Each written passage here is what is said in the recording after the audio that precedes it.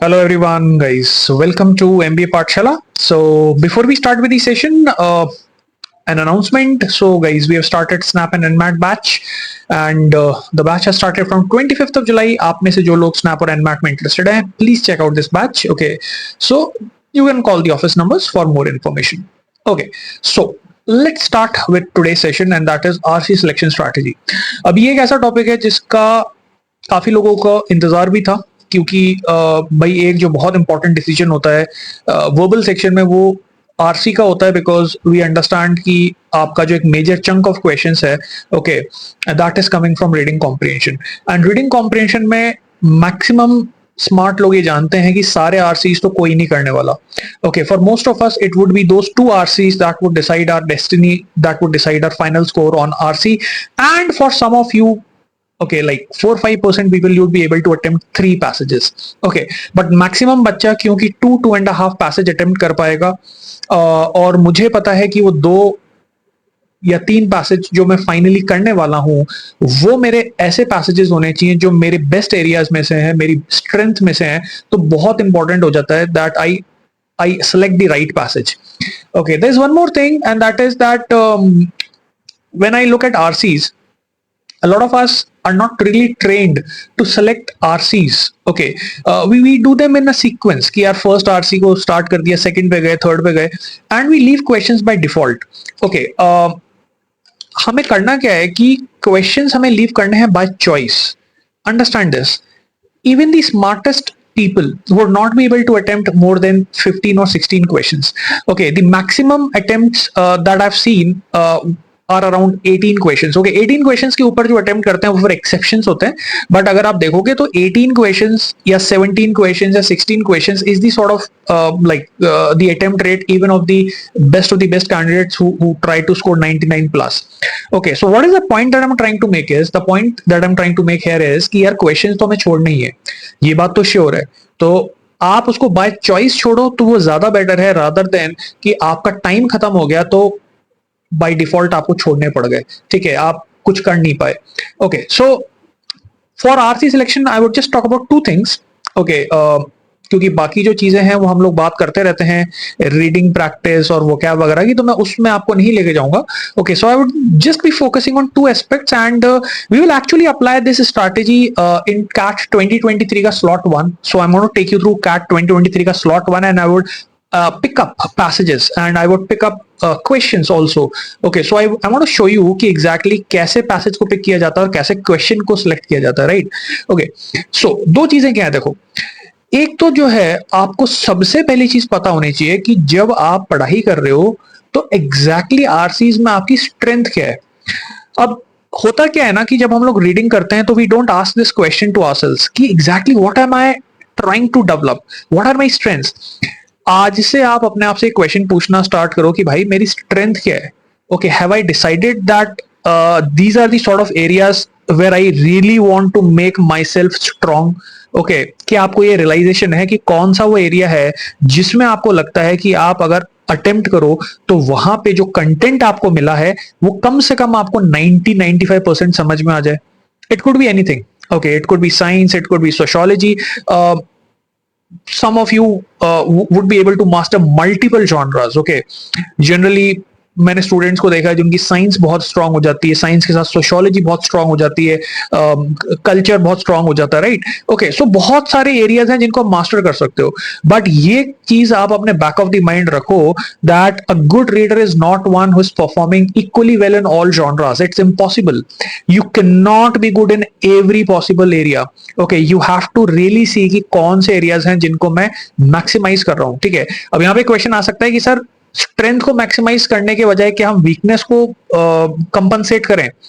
No, देखो, actual cat में भी वैसे आपका पैसेज छूटेगा, ये बात तो श्योर है।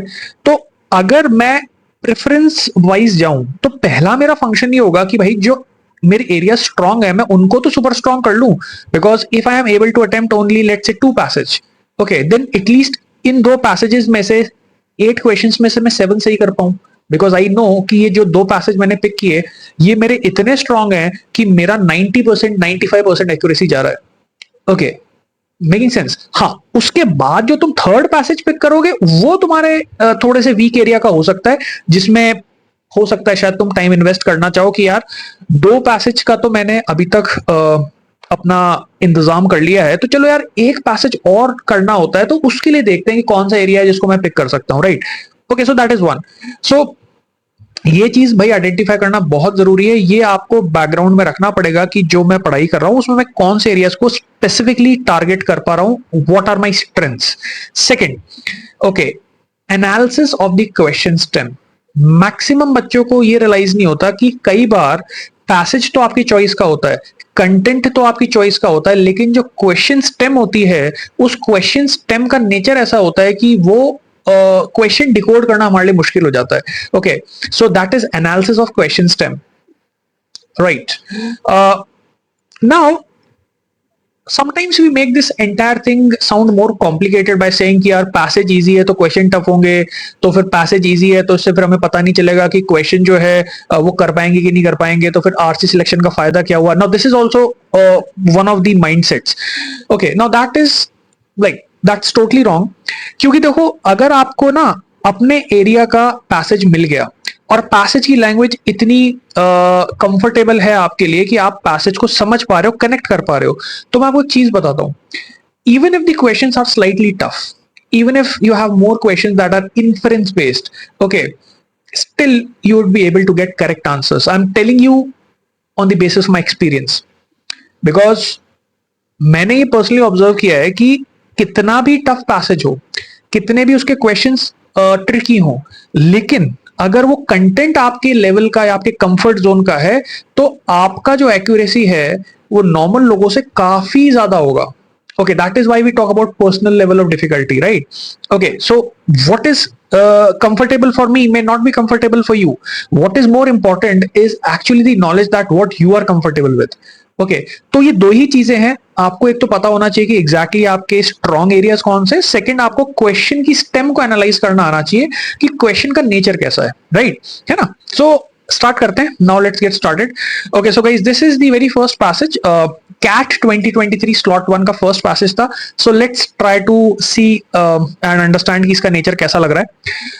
Many human phenomena and characteristics such as behaviors, beliefs, economies, genes, incomes, life expectancies, and other things are influenced by both geographic factors and non-geographic factors. ठीक है, ह्यूमन फिनोमेना और ह्यूमन फिनोमेना के अलावा human phenomena के characteristics जो हैं वो geographic और नॉन ज्योग्राफिक फैक्टर्स से इंपैक्ट होते हैं। बिल्कुल ठीक है। Geographic factors mean physical and biological factors tied to geographic locations including climate, distribution of wild plants and animals, species, soils, topography. Okay, land का सरफेस कैसा है, that is topography. Non geographical factors include those factors subsumed under the name culture, other factors subsumed under the term history, decision by individual people. Okay, so basically first paragraph में इन्होंने क्या बात की कि human phenomena और characteristics दो चीजों से इफेक्ट होते हैं, प्रभावित होते हैं, ज्योग्राफिक फैक्टर्स और non geographic factors. Geographic factors तुम जानते ही हो, क्लाइमेट हो गया, ठीक है, आपका वहां का distribution of wild plants, animals वगैरह हो गया, और नॉन ज्योग्राफिक के अंदर ये आपका कल्चर आ गया, हिस्ट्री आ गया, और ये डिसीजंस बाय इंडिविजुअल पीपल वगैरह वगैरह। Like this content sounds very comfortable to me. Okay, so इस पैसेज को ओके अभी आगे चल के नॉर्थ कोरिया और उसकी डिफरेंस की ये बात हो रही है यहाँ पे, बट देखो लैंग्वेज मेरे को समझ में आ रही है कि यार नॉर्थ कोरिया और साउथ कोरिया के लोगों में क्या डिफरेंस है, वहां के एनवायरनमेंट में क्या डिफरेंस है, वहां की गवर्नमेंट पॉलिसीज में क्या डिफरेंस है। This is very relatable. Okay, और आप में से जिन लोगों का थोड़ा बहुत अवेयरनेस है उनको रियलाइजेशन होगा कि यार साउथ कोरिया तो एक बड़ा डेवलप्ड कंट्री है, नॉर्थ कोरिया के अंदर डिक्टेटरशिप है, तो ऐसा लग रहा है ना कि यार ये पैसेज रिलेट कर सकते हैं, मतलब पढ़ा जा सकता है। So I can consider it as a doable passage. Okay, so doable passage है, ठीक है, मतलब अपन कर पाएंगे। लेकिन अब क्वेश्चन की स्टेम को देख लेते हैं एक बार, ठीक है। देखो, all of the following can be inferred from the passage except. अब ये जो क्वेश्चन स्टेम है ना, इसका मतलब पता है क्या है कि तुम्हें पूरा पैसेज पढ़ना पड़ेगा इस क्वेश्चन को आंसर करने के लिए, क्योंकि ये जो चार ऑप्शंस हैं उनमें से एक ऑप्शन ऐसा है जो पैसेज में गिवन नहीं होगा, वो एक्सेप्ट में आ रहा है। अगर तुम पूरा पैसेज नहीं पढ़ोगे तो ये क्वेश्चन नहीं कर पाओगे। So this question in itself is going to be challenging, so difficult है ये वाला फर्स्ट क्वेश्चन, ठीक है। आगे के देखते हैं। All the following are advanced by the author as reasons why non-geographers disregard geographic influences human phenomena except. ये वापस से एक्सेप्ट वाला आ गया, तो मतलब पूरा पढ़ना पड़ेगा, ठीक है। ओके, मतलब अब पता है, देखो आइडिया लग रहा है ना, 2 क्वेश्चंस एक्सेप्ट वाले हैं, 4 क्वेश्चंस टोटल है। दैट मींस इसका प्रायोरिटी में जो नंबर आएगा वो फर्स्ट तो आएगा नहीं, ये आएगा सेकंड या थर्ड, ठीक है। क्यों? क्योंकि 2 क्वेश्चंस तो इसमें एक्सेप्ट वाले हैं, मतलब you have to really read and understand the entire passage. Okay, you can not manage it on the basis of paragraphs. आगे चलते हैं। The example of Inuit and Aboriginal Australians are offered in passage to show. Now this is a doable question, क्योंकि इसमें मैं target words Inuit और Aboriginal Australians के example को जाके देख सकता हूं, और मैं ये चेक कर सकता हूं कि भाई ये एग्जांपल क्यों दिए गए। So this looks like a medium और इजी डिफिकल्टी का क्वेश्चन। मैं ऑप्शंस नहीं पढ़ रहा बाय द वे, क्योंकि वो जज करना पॉसिबल नहीं है, ठीक है। The author criticises scholars who are not geographers for all of the reasons except. तो यहाँ पे भी भाई एक्सेप्ट आ गया, लेकिन यहाँ पे एक चीज अच्छी है कि ये जो क्वेश्चन है ना, ये पूरे पैसेज को टारगेट नहीं कर रहा। ये बेसिकली सिर्फ ये पूछ रहा है कि भाई क्रिटिसाइज किया है जो कि नॉट ज्योग्राफर्स हैं, जियोग्राफर्स है, सॉरी, इन रीजंस की वजह से इसको छोड़ के। तो इसके अंदर ना, like I can actually go and target that paragraph where we are talking about geographers, right. Okay, so I think starting के 2 क्वेश्चंस तो डिफिकल्ट थे, एक इजी था, ये वाला भी मीडियम इजी टाइप लग रहा है। यानी कि एक चीज तो श्योर हो गई कि ये फर्स्ट तो आएगा नहीं, पैसेज ये आएगा या तो सेकंड नंबर पे या तो ये आएगा थर्ड नंबर पे, ठीक है। आगे बढ़ो। Okay, let's come to the second passage. For early post-colonial literature, the world of novel was often nation. Post-colonial novels were usually national questions. Sometimes the whole story of novel was taken as an allegory of the nation, whether India or Tanzania. This is important for supporting anti-colonial nationalism, but could also be limiting land focus and inward looking. देखो, first paragraph की language से पता चल गया कि एक ऐसा topic यहाँ पे उठाया है इन्होंने जो मैक्सिमम लोगों के लिए उतना इंजॉयबल या कंफर्टेबल नहीं होगा। अब कौन सी नॉवल एलिगरी है? Anti colonial nationalism. Okay, how many of you have actually read about anti colonial nationalism, right? Okay, then my new book writing ocean worlds explores another world of the novel, not the village or nation but the Indian ocean world. मतलब Indian Ocean wala world. The book describes a set of novels in which Indian Ocean is at the center of story. Indian Ocean is at the center of the story. Okay, something to do with geography maybe. Okay, फिर ये कुछ novelist के नाम आ गए। Literature का passage लग रहा है, पोस्ट कॉलोनियल लिटरेचर की बात हो रही है, पोस्ट कॉलोनियल नॉवेल्स की बात हो रही है। आगे देखो, their work reveals a world that is outward looking, okay, full of movement, border crossing, south interconnection। भाई कौन सा south interconnection, कौन सी border crossing? They are all very different from colonially inclined contrast to radically anti-capitalist colon, okay, colonially inclined, radically anti-capitalist, but draw on the shape of wider sense of Indian ocean space, themes, images, metaphors, language. Okay, see, I haven't gone through the entire passage, but I can sense that this passage is not going to be enjoyable. ठीक है, at least मेरे लिए, ठीक है। हो सकता है भाई आप में से जो बच्चे इस तरह का कंटेंट डील किए हो उनको हो सकता है मजा आए, बट मेरे को लगता है नहीं है कि कोई ऐसा स्टूडेंट होगा जिसने उतना डेप्थ में इस तरह का कंटेंट कभी पढ़ा होगा। Okay, so I can do this passage. it may be a doable one, but frankly speaking, this looks like a boring passage to me. Okay, this looks like a boring passage to me, so it's really going to drain out my energy. Okay, it's really going to drain out my energy because neither am I interested in geography nor am I interested in that much in literature. Okay, literature as in like the sort of literature that they are talking about. Okay, तो literature के within भी काफी types हो सकते हैं, right? अब देखो questions का नेचर, भाई यहाँ पे एक्सेप्ट आ गया, यानी कि क्वेश्चन में मेहनत लगेगी। तो मैं पैसेज को पढ़ के तीन को ओके करना पड़ेगा। एक ऑप्शन जो पैसेज में नहीं होगा वो एक्सेप्ट के अंदर फिट होगा, ठीक है। Which one of the following statements is not true? Not true का मतलब क्या हुआ कि 3 ट्रू होंगी। मतलब आप सोचो, पूरा पैसेज पढ़ोगे इंडियन ओशन वर्ल्ड के बारे में, 3 ट्रू होंगी, 1 नॉट ट्रू होगी, पूरा पढ़ना पड़ेगा। ओके, फिर ये कुछ पेयरिंग है, आई डोंट नो, पेयरिंग हो सकता है इजी हो, मैनेजेबल हो। ओके, अब ये क्वेश्चन देखो, all of the following statements if true would weaken the passages claim about the relationship between mainstream English language fiction and Indo except, guys, imagine this, all of them are going to weaken the passage's claim except. अब question की stem इतनी लेंदी है. A weaken except okay, so like I can convert it into like negative positive, right? Strengthen. But the point is this, यार पूरा passage तो पढ़ना ही पड़ेगा ना. इतनी लेंदी, इतने इतने लंबे लंबे ये स्टेटमेंट्स मुझे यहाँ पे दिख रहे हैं. It's really going to take a lot of effort, guys. Okay, so this is my take. Okay, the the content itself looks boring. The questions within the passage look time consuming, and I think that this is the sort of passage that I could keep in the ending. Okay, now again this is personal choice, क्योंकि भाई मुझे passage के अंदर थोड़ा सा connect नहीं बना. ठीक है, अब हो सकता है कि भाई आप लिटरेचर वगैरह में एंजॉय करते हो या इस तरह कुछ पढ़ा हो, तो हो सकता है आप चॉइस में लेना चाहो. Okay, and this is something that you can pick up in like first 1 or 1.5 minute. मुझे ज्यादा टाइम नहीं लगा जज करने में. क्वेश्चन देखो कितनी जल्दी जज हो गए. ठीक है, 2 क्वेश्चन ऐसे हैं जो एक्सेप्ट वाले हैं. एक क्वेश्चन की स्टेम इतनी कॉम्प्लेक्स है कि बस पूछो मत. ओके, तो that means it's going to take effort. It will take you effort to do this one. Okay, I would personally want to keep this in the ending. Okay, आगे चलते हैं.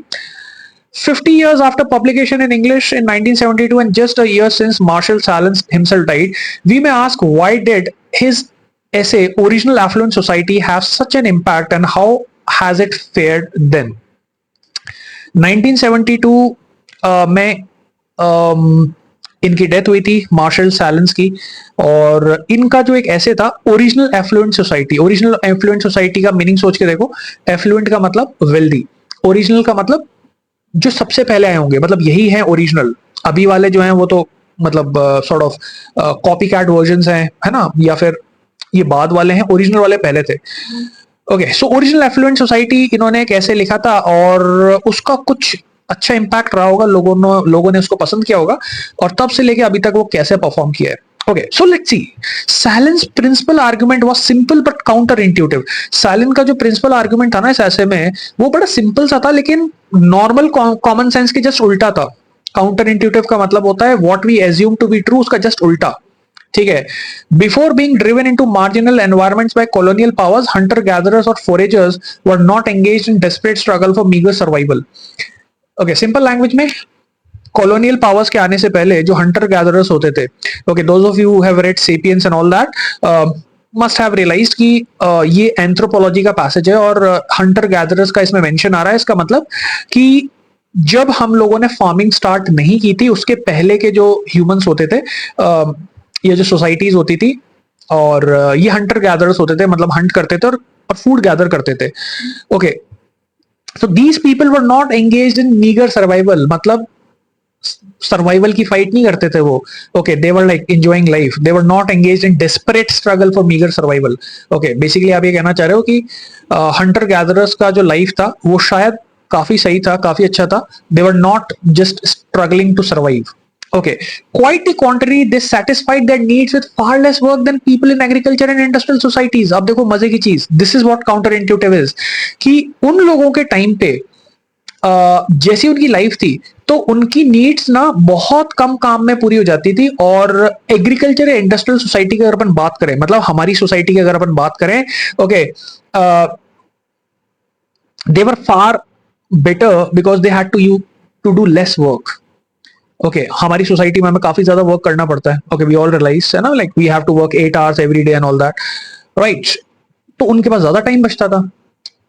ठीक है, ज्यादा टाइम बचता था, वो अपने हिसाब से स्पेंड कर सकते थे.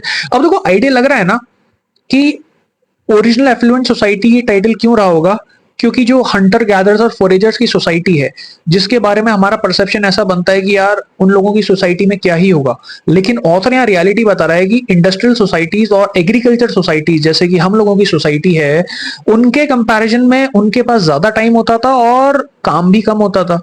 Okay, hunters equipped keep bankers are refusing to maximize, were more concerned with games of chance than chances of game. The so-called Neolithic revolution, rather than improving life, imposed a harsher work regime and set in motion long history of growing inequality. Okay, अब देखो, this is what is the most counterintuitive thing.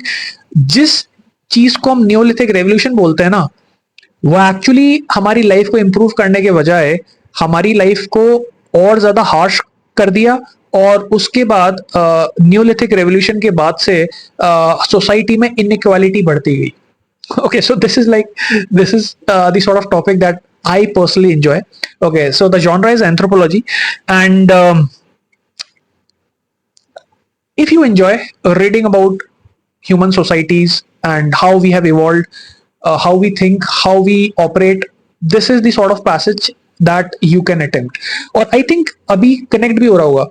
अच्छा, अब ये जो passage ठीक है ना, like, and बाकी का जो पैसेज है उसमें अलग अलग रीजन्स की सोसाइटीज की बात होगी, जहां पे उतना ज्यादा इंडस्ट्रियलाइजेशन या उतना ज्यादा मनी नहीं है लोगों के पास, लेकिन उनकी life comparatively compare to urban areas काफी अच्छी है, because they're able to like spend time with their family, they have more time at their disposal, they don't have to work really that hard. Okay guys, this is a sort of topic that I would personally enjoy, so I would like to do this. Okay, most possibly first या second number पे. ठीक है, अब हो सकता है इसकी question tough हो, but let's see.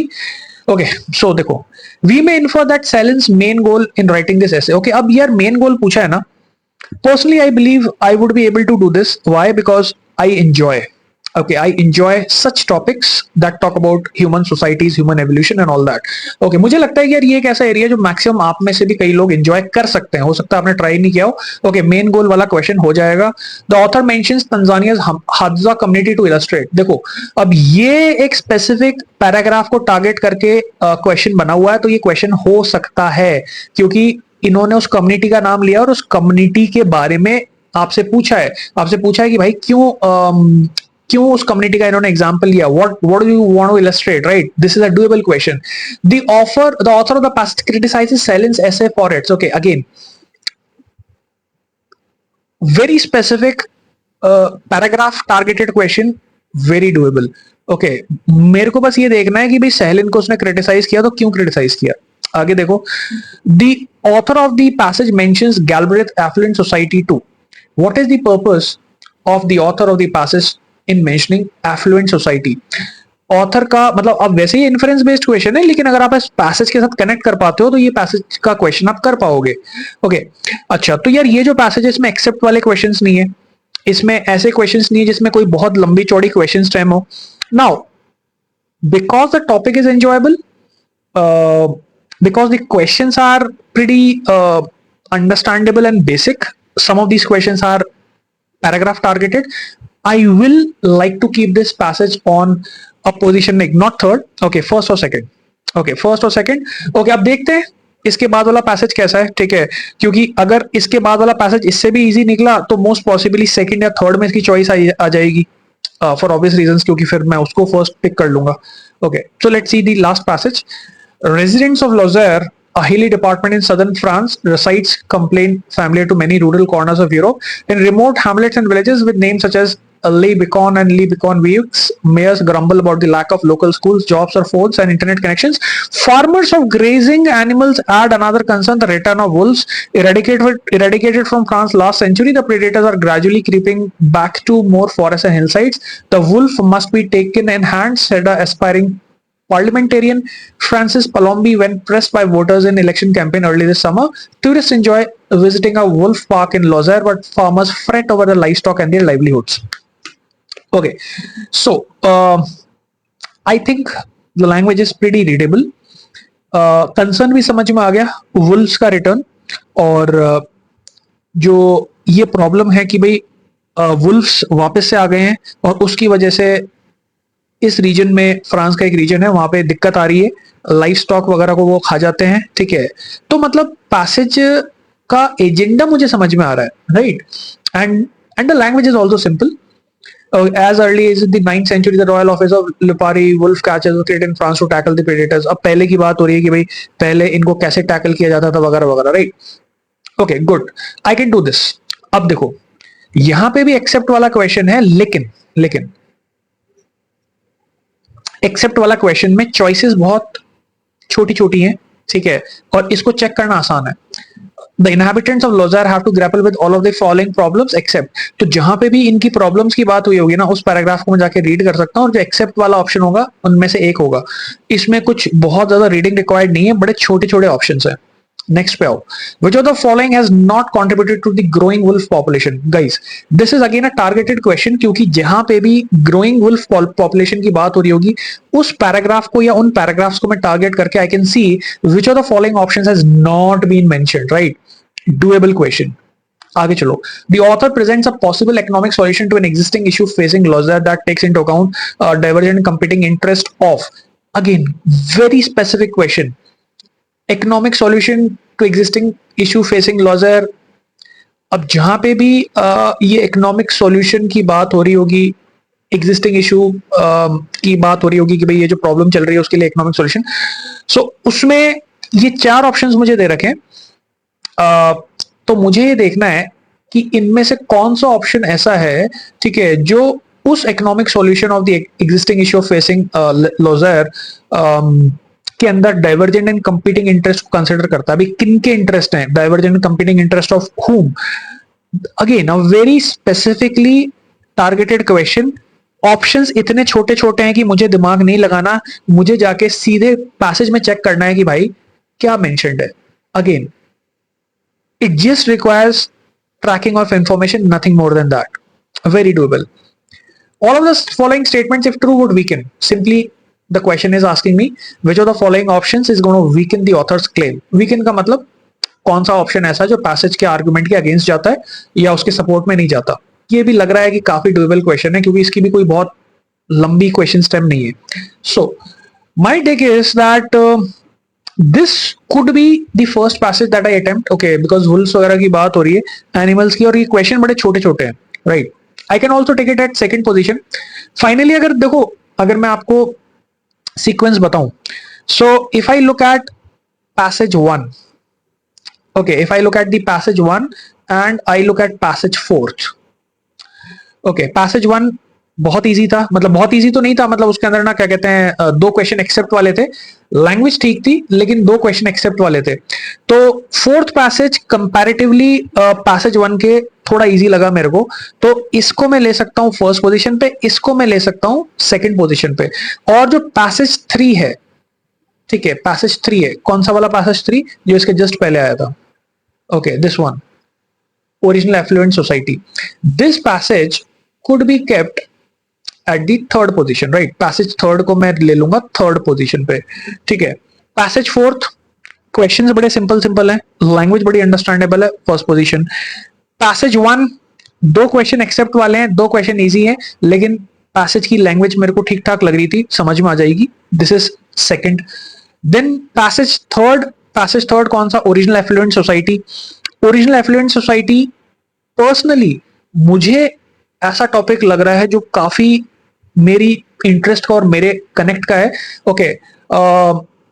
I would keep it on third position, I could consider it also at second और थर्ड, ठीक है। तो कह सकते हैं थर्ड पोजीशन या सेकंड पोजीशन पर रख सकते हैं, like this is one sequence. कौन सा छोड़ने वाला हूं मैं, ठीक है, which passage am I going to leave, okay, I am going to leave this literature वाला passage, okay. Why am I leaving the literature वाला passage, okay, sorry, because I cannot connect with these terms, post-colonial literature, anti-colonial nationalism, Indian Ocean world, ठीक है। मुझे ये topics, ये terms बिल्कुल भी interest generate नहीं कर रहे पर्सनली मेरे लिए, ठीक है। तो I would not like to do this one. Plus इसमें जो क्वेश्चन स्टेम्स वगैरह हैं ये काफी कॉम्प्लेक्स क्वेश्चन स्टेम्स हैं, ठीक है, तो ये मुझे बिल्कुल पसंद नहीं आ रहा, ठीक है, so I won't be interested, okay. Plus इसमें एक्सेप्ट वाले क्वेश्चंस भी काफी सारे हैं, right, okay. So that is how I am going to finally do this, okay. Second passage 1, passage 1 की बात करूं, पैसेज 1 सेकंड पोजीशन पे, पैसेज 3 थर्ड पोजीशन पे, पैसेज 4 फर्स्ट पोजीशन पे, right. I will start with the fourth passage, go on to the first passage, and then finally third passage. And passage 2 को हम कर देंगे leave, ठीक है, okay. So that is how I would do this personally, right? Okay. So finally, before we get done with this session, before I end this session, okay, so what is that I want to say in the last. देखो, दो चीजें मैंने की थी. Passage को मैंने मैंने observe किया, ठीक है, और मैंने क्वेश्चंस को ऑब्जर्व किया. क्वेश्चन को मैंने पूरा नहीं पढ़ा, क्वेश्चन की स्टेम को पढ़ा. क्वेश्चन की स्टेम को पढ़ते ही मुझे आइडिया लग गया कि भाई क्वेश्चन का नेचर कैसा होगा. How much time would it take? I believe it will take you around 3 minutes to actually select those 3 passages. Initially आप स्टार्ट करोगे, हो सकता है कि आपको टाइम लगे, लेकिन कोई दिक्कत नहीं है, क्योंकि ये एक्टिविटी मैंने पूरी कंप्लीट की with explanation and all that, so it took me time. But जब मैं ये कहता हूं कि स्टार्टिंग में 2 पैसे सेलेक्ट करने, तो this selection would not take you much time.